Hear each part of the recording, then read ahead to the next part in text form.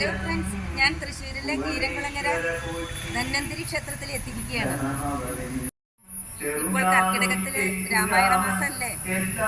ഭഗവാൻ വിഷ്ണുവിൻ്റെ വേറൊരു രൂപമായ ധന്വന്തരി ഭഗവാന്റെ ദർശനം കൂടി കാണുന്നത് വളരെ നല്ലതാണ്.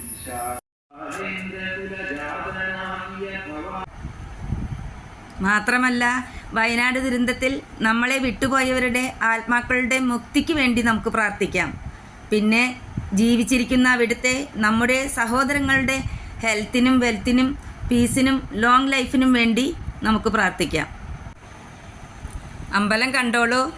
തൃശ്ശൂർ കിഴക്കേക്കോട്ടയുടെ അടുത്ത് മൈലിപ്പാടത്താണ് ഈ അമ്പലം സ്ഥിതി ചെയ്യുന്നത്. വടക്കുനാഥൻ്റെ ഒക്കെ അടുത്തായിട്ട് വരും.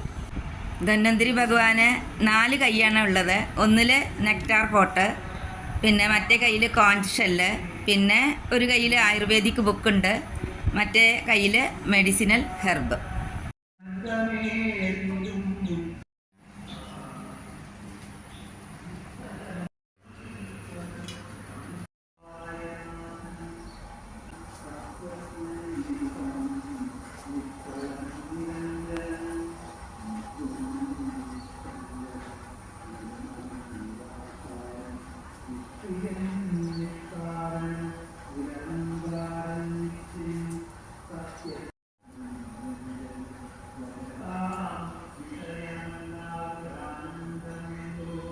നമ്മുടെ സൗത്ത് ഇന്ത്യയിൽ മാത്രമേ ഉള്ളൂ കേട്ടോ ഈ ധന്വന്തരി ഭഗവാന്റെ അമ്പലങ്ങൾ.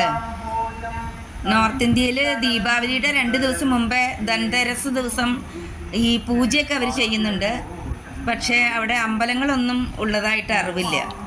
ഓം ധാം ധനവന്തരായ നമഃ എന്ന് 108 പ്രാവശ്യം ചൊല്ലുന്നത് വളരെയധികം നല്ലതാണ്.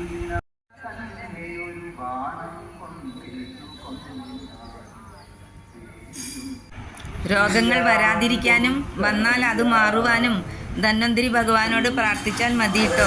ഇനിയിപ്പോൾ ക്ഷേത്രത്തിൽ വരാൻ പറ്റാത്തവർക്ക് പൂജാമുറിയിൽ നോർത്ത് ഈസ്റ്റ് ദിശയിൽ ഫോട്ടോ വെച്ചിട്ടും പൂജിക്കാം. കീരംകുളങ്ങര ധന്വന്തരി ക്ഷേത്രം എല്ലാവരും കണ്ടല്ലോ. Okay, by.